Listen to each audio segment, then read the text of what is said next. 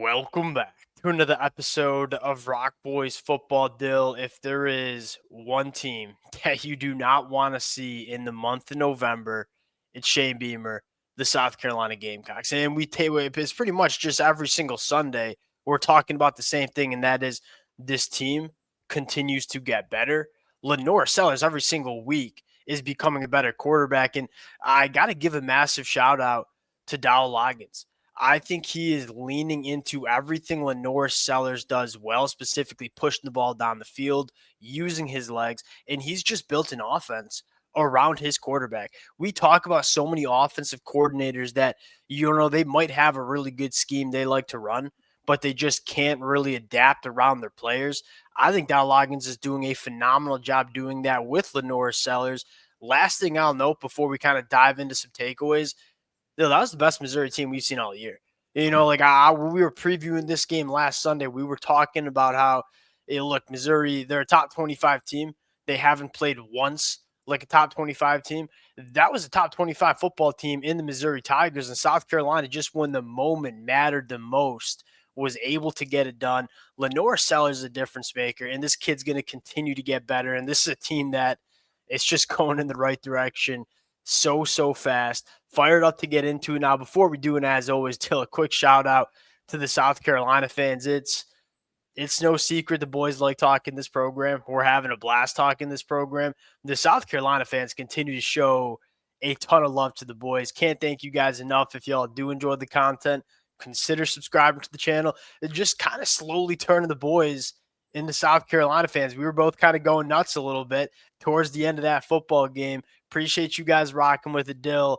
I'll give you the T-box. I feel like we got to start with LaNorris Sellers, but you noted before we went live here, these pass catchers are coming along. Like, you go back a couple weeks ago, like, the conversation was, we got to address this pass catcher room in the offseason. Now, I still think South Carolina will do that, but man, these pass catchers down the field, making plays, creating separation, winning their one-on-ones. If you're a South Carolina fan, that's kind of the missing piece, you might say, within this offense, and you kind of saw it present on Saturday against Missouri.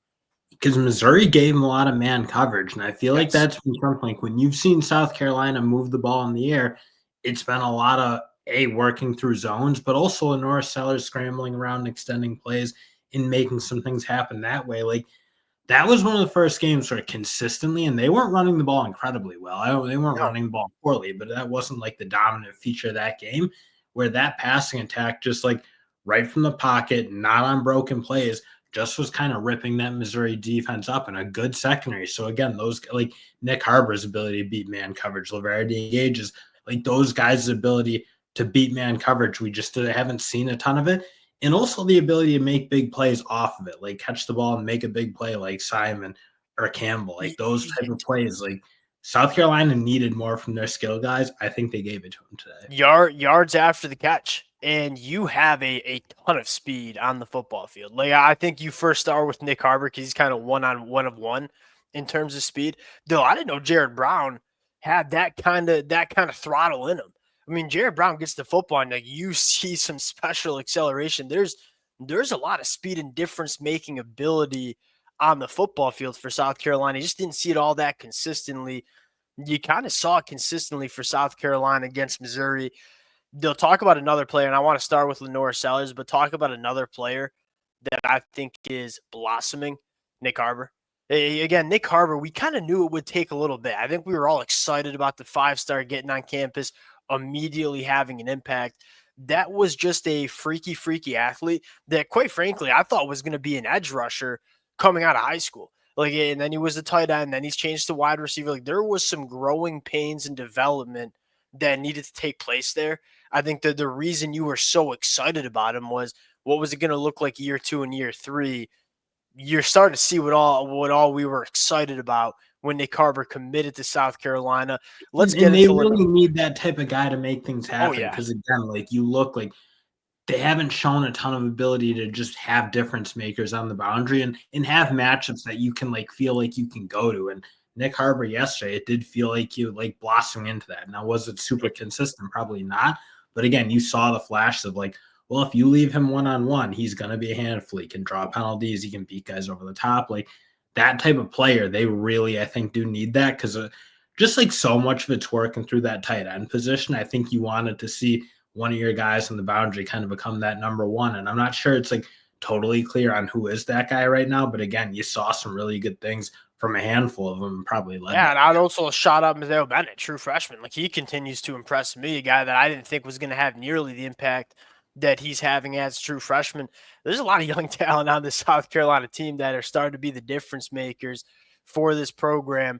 What happens when Nick Harbor unlocks the rest of his game? Like you can tell it's still a little bit pigeonholed until in terms of like, hey, you're just big and fast and we're going to work you vertically. I think there's a lot more you can tap into as he continues to get developed.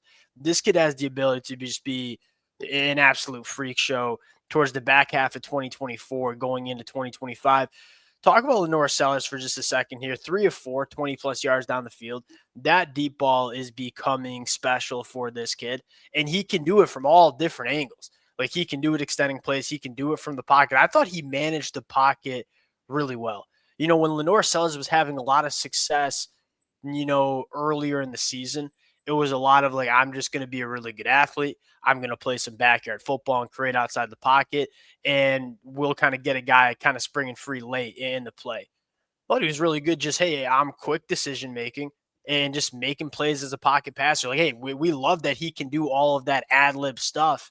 But if you can unlock that pocket passer of LaNorris Sellers, that's going to be big. I thought you kind of unlocked it there. Play action.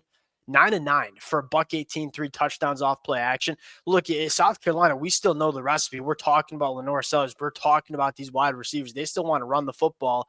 If you can run the football effectively, which we know South Carolina can do, and then build your passing attack off of that run game, that's kind of the next level for the South Carolina offense. And again, I thought you saw that on Saturday against Missouri. It just seems like everything is starting to come together for the South Carolina offense, still including the offensive line. I mean, 1 sack, 5 TFLs. This was an offensive line that I believe Old Dominion week 1 was a disaster. Like, it was a very bad offensive line early in the season.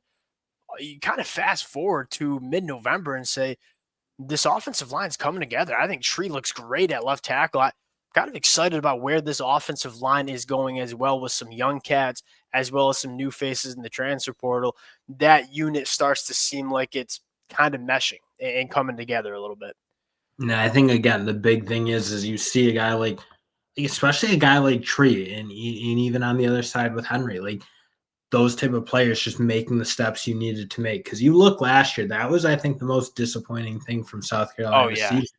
You knew the offensive line was bad heading into 23, and it didn't feel like it got really any better. It was still pretty horrible. And then you look this year, like you're seeing guys make things happen. Like Tree Blade, like he showed flashes as a freshman, but really, really inconsistent. These last couple of years, like game and a half, I think is what he's really been starting at that left tackle spot. Really good. I'd be really surprised to see Josiah Thompson take that spot back over, given the way he's played. But even a guy like Josiah Thompson, frankly, like you've seen him grow as throughout the season. Josiah Thompson is Tree of last year, where like you see some things you like, but it's not quite there. You can't really have that true freshman start at left tackle, because when you get beat clean as a left tackle, like that can really get ugly. I think like Josiah Thompson was very similar to how we were talking about Tree last year. You're just seeing Tree put it together. Who says Josiah Thompson can't towards 2025 and maybe in the back end of 2024? There are only 7 quarterback hurries on 38 dropbacks. Like that's really, really good, especially against the Missouri defense that can get after the passer, has some legit guys on the edge that can really win. Going to the defensive Also side a of the really physical unit. That's probably a thing that like they've been pretty good all year. Is they're their nasty. ability to move guys around, like their physicality on the ball and their ability to open up run games, and kind of like again, not a super explosive day on the ground for South Carolina, but they were able to like keep themselves ahead of the chains for the most part. Like not a ton of negative plays. Did a good job, like kind of just churning yards up. Yeah. Again, it wasn't like Rocket Sanders didn't hit anything big, but they still were able to be relatively consistent in avoiding themselves in 2nd and 12 by giving them something. Yeah, to me, for South Carolina, we know they can be explosive, and we even saw that, but it was more on the passing attack against Missouri. But if you can avoid those negative plays, I mean, and they didn't do an all great job of it in the second half, especially in that third quarter. But in the first half, they were 3 of 6 on third downs. And because they don't take negative plays, they're continuing to stay on schedule, have that whole playbook open. They'll move into the defense. This was not a dominant performance from the South Carolina defense. I give a lot of credit to Missouri. We knew this offensive line was good. Like, the personnel is really good on the offensive line. Preseason, I said it was the top 3 offensive line in the conference. Hasn't necessarily played that way. I thought it played that way today, or yesterday, I should say, against Missouri. That outside zone Missouri rushing attack kind of gave South Carolina's front. It's kind of a funky matchup for South Carolina. They got defensive linemen that want to penetrate, that want to get upfield. And when you're running that outside zone, outside of the tackle, it kind of like just you're running away from all that penetration. It was a good matchup for Missouri. I thought they were able to get the run game going, but these linebackers for South Carolina continue to, it starts with the defensive line. There's no arguing about that. It's not, you don't win this game with Stone Bland starting at linebacker from last year, because what Missouri was doing is like testing these linebackers' ability to go sideline to sideline. Demetrius Knight, Bam Martin Scott. Like, I don't know if you could play him much more because you got Debo and Demetrius Knight playing really good football, but that kid continues to just make a strong case that he should be playing for South Carolina. You're starting to see some playmakers and, more importantly, some depth really emerge in the South Carolina front seven here. Yeah, and they didn't give a ton of big plays. And frankly, you're right. Their defensive line, like their desire to get upfield, did create some creases. But you're just seeing that consistency from the linebackers. Where again, did I think they had their best game? I don't think they created enough negative plays. That was probably the fundamental issue from what South Carolina was doing. But they're sure tacklers. They didn't give up any, or not enough big long plays to really hurt themselves, and they played really good in the red zone. So again, like, they didn't have a dominant day on the defensive side of the ball, but they're a much better tackling unit, especially at that linebacker position. And their secondary has always been able to tackle, so that obviously helps keep the lid on defenses. But like, look, they didn't give up big plays. They played good in the red zone. It's hard to beat teams that play that way. That tackling in the back end is the most underrated aspect of the South Carolina team.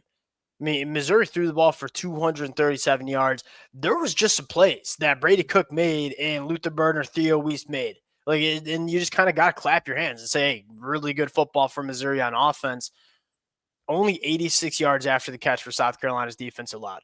Like, on 237 total passing yards, 87 yards after the catch. That's an elite number. And that kind of goes to what you just said. This South Carolina team tackles in space. They don't let plays get worse than they already are. And that's a really big thing in college football. There's a lot of defensive backs that just don't tackle worth a damn.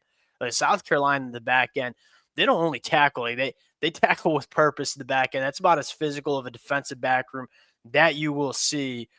I thought it was nice to see, and you kind of mentioned it, sometimes you're not going to have your best stuff on defense.